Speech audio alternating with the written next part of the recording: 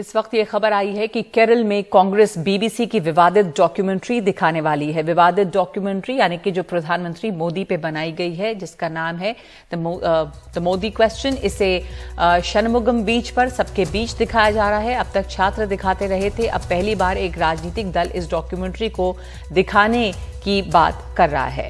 तो अब ये पहली बार है, इस डॉक्यूमेंट्री को लेकर काफी विवाद रहा है। सरकार ने इसे आधिकारिक तौर पर बैन नहीं किया है, लेकिन सोशल मीडिया पे एक विशेष अधिकार के तौर पे इसके लिंक्स को हटा दिया गया, ब्लॉक कर दिया गया। बावजूद इसके ये डॉक्यूमेंट्री जो है वो लगातार शेयर की जा रही थी कई प्लेटफॉर्म पे। हमारे साथ जुड़ रही है मेरी सहयोगी स्नेहा।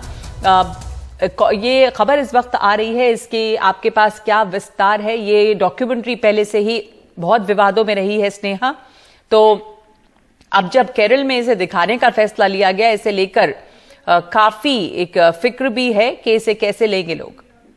जी, ये शायद स्टूडेंट पॉलिटिक्स के ऊपर पहली बार जा रही है। अभी तक हमने जहां देखे हैं, चाहे वो लॉ यूनिवर्सिटी में हो या लॉ कॉलेज केरला में हो या फिर यूनिवर्सिटी ऑफ हैदराबाद में हो या जामिया में हो या जेएनयू में हो, calls to screen BBC documentary जो थे वो स्टूडेंट बॉडीज के थ्रू आए थे। ये पहली बार हो रहा है जो मेन धारा पॉलिटिकल पार्टी जो स्टूडेंट्स बॉडी के बियॉन्ड जाकर डायरेक्टली अपने तरफ से ये डॉक्यूमेंट्री स्क्रीन कर रही हो।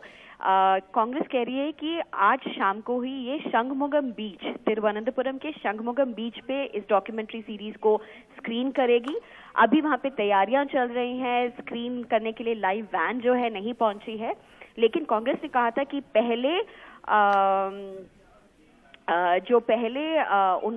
उनका डिसीजन था कि ये स्क्रीनिंग उनके ऑफिस के अंदर होगी, लेकिन पुलिस क्लियरेंस के बाद अब वो शंखमुगम बीच में जाके इसको करेगी और अगर वहां पे कोई प्रोटेस्ट हुए तो वो उसको वहीं पे हैंडल करेगी। लेकिन ये जानना जरूरी है कि आज रिपब्लिक डे है, आज छुट्टी का दिन है, तो शंखमुगम बीच जो सिटी के बिल्कुल पास है, काफी क्राउड वहां पे होती है छुट्टी के दिन।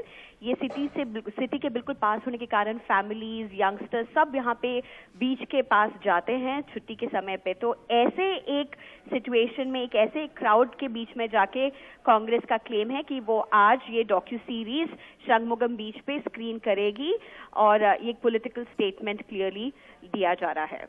बिल्कुल स्नेहा, ये एक पॉलिटिकल स्टेटमेंट है, एक पॉलिटिकल फैसला है। इससे लेकर लगातार विवाद होता रहा है। यहाँ पर जेएनयू और जामिया, इस तरह की यूनिवर्सिटीज में स्टूडेंट्स ने इसे दिखाने की कोशिश की और अलग अलग प्लेटफॉर्म पे इसे स्टूडेंट्स ने देखा भी है, लेकिन सरकार ने सोशल मीडिया के पर इसको दिखाने से रोक लगाई थी। हालांकि आधिकारिक तौर पर ये प्रतिबंधित नहीं है। अभी तक स्टूडेंट्स या के यूनिवर्सिटीज में ये एक तरह से सुगबुगाहट थी या दिखाई जा रही थी डॉक्यूमेंट्री, लेकिन अब केरल में कांग्रेस ने ये फैसला लिया है कि वो डॉक्यूमेंट्री दिखाएगी पब्लिक के बीच, और ये केरल के बीच पर दिखाई जा रही है, शनमुगम बीच पर, वो भी गणतंत्र दिवस के दिन। जो शनमुगम बीच है तिरुवनंतपुरम में, वहां पे काफी भीड़भाड़ होती है, छुट्टी का दिन है, तो वहां पर इस डॉक्यूमेंट्री को दिखाने का फैसला लिया है कांग्रेस ने। इस वक्त एक ब्रेक लेंगे हम और लौटते हैं खबरों पे।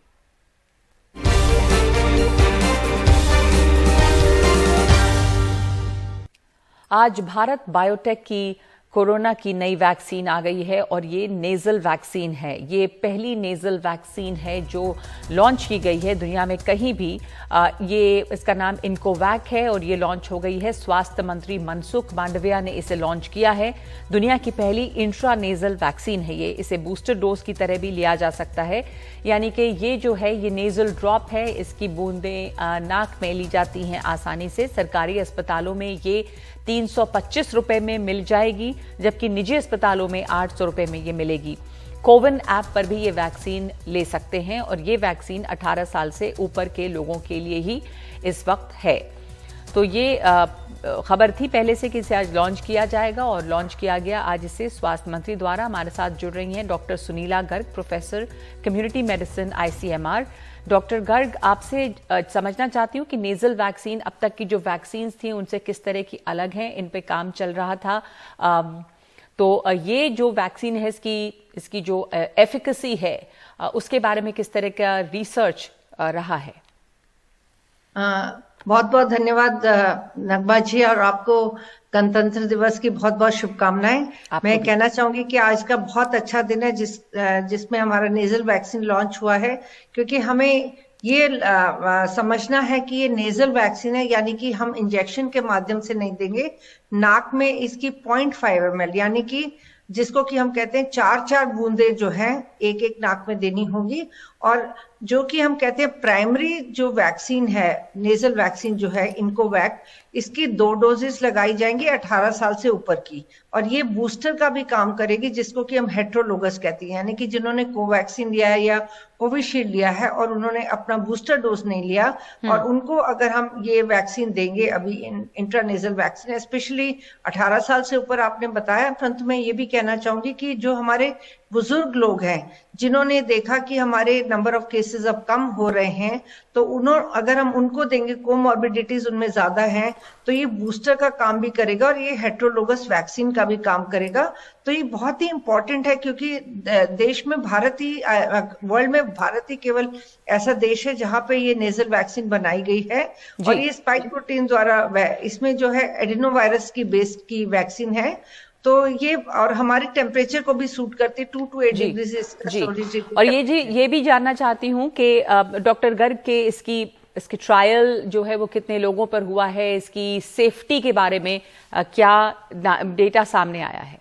देखिए, बेसिकली जितनी इसकी सेफ्टी हुई और जो हमारे रिजल्ट्स ऑब्टेन है, ये है कि फेयरली सेफ वैक्सीन है, फेयरली एफिकेशियस है। परंतु जैसे जैसे, क्योंकि ये नेजल वैक्सीन है, तो ये हमारे को इन्फेक्शन अक्वायर करने में, ट्रांसमिशन में, क्योंकि जितना भी SARS-CoV-2 वायरस है ये नाक के माध्यम से ही जाता है, तो ये प्रिवेंशन करेगा इसको, डिजीज को लेने में भी और दूसरे को ट्रांसमिट करने में भी। परंतु जैसे जैसे हम आगे जाते जाएंगे इसकी एफिकेसी हमें और भी ज्यादा मालूम पड़ती चल जाएगी। परंतु ये पहली वैक्सीन के मुकाबले में कहते ज्यादा एफिकेशियस है। परंतु as of now we have to wait and watch, that is important. But ये फेयरली, एज मैं ये कहना चाहूंगी, एफिकेशियस है, सेफ है। और अभी ये हमारे को बहुत इंपॉर्टेंट काम करेगी बूस्टर डोज का, क्योंकि ज्यादातर हम लोग जो है वैक्सीनेटेड हैं और ज्यादातर लोगों को नेचुरल इन्फेक्शन भी हो चुका है। क्योंकि जब हमारी ओमिक्रॉन की वेव आई थी, हम सभी लोग इन्फेक्ट हुए, परंतु लोगों को पता नहीं चला, क्योंकि वो वेरिएंट ऑफ कंसर्न नहीं, वेरिएंट ऑफ सपोर्ट था हमारे लिए। यानी कि सपोर्ट इससे, क्योंकि हम सब इन्फेक्ट हुए, तो फेयरली एफिकेशियस वैक्सीन है। तो जैसे जैसे हम आगे चलते चल जाएंगे, इसके सक्सेसफुल ट्रायल्स भी हो चुके हैं। परंतु इस वैक्सीन को भी बाकी वैक्सीन की तरह इमरजेंसी यूज ऑथराइजेशन मिला है। इमरजेंसी यूज ऑथराइजेशन है अभी। धन्यवाद आपका डॉक्टर गर्ग, हमसे बात करने के लिए, बताने के लिए कि इसकी टेस्टिंग कितनी हुई है, ये कितनी ज्यादा इफेक्टिव हो सकती है। ये नेजल वैक्सीन है और पहली नेजल वैक्सीन है दुनिया की। अभी एक ब्रेक ले रहे हैं हम 5 की बात में।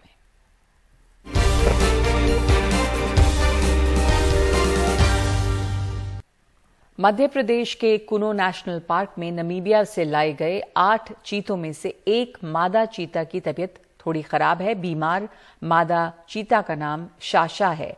चेकअप के बाद डॉक्टरों को मादा चीते की किडनी में थोड़ा इन्फेक्शन नजर आया। फिलहाल साउथ अफ्रीका के वाइल्ड लाइफ जानकारों से बातचीत के बाद शाशा का इलाज शुरू हो गया है और इलाज के लिए जरूरी मशीन के साथ भोपाल से एक टीम भी कुना पहुंची है।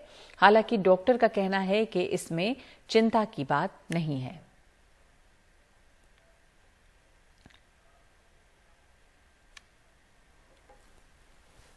इस पर जानकारी दे रहे हैं प्रकाश कुमार वर्मा, जो डीएफओ हैं कुनो नेशनल पार्क के।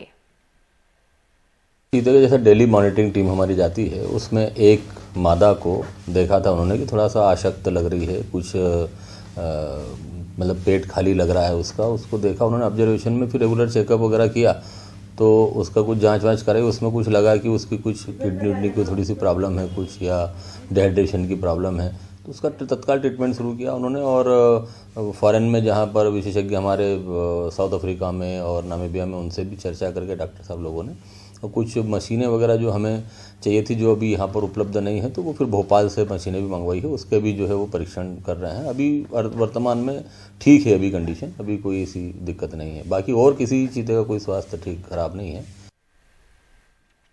और आज गणतंत्र दिवस के अलावा बसंत पंचमी भी है और आज ही के दिन सरस्वती पूजा की जाती है। ऐसी मान्यता है कि आज ही के दिन देवी सरस्वती अवतरित हुई। वाराणसी में यह पर्व बहुत ही धूमधाम से मनाया जाता है। वहाँ के सरस्वती पूजा पंडाल का हाल दिखा रहे हैं हमारे सहयोगी अजय सिंह।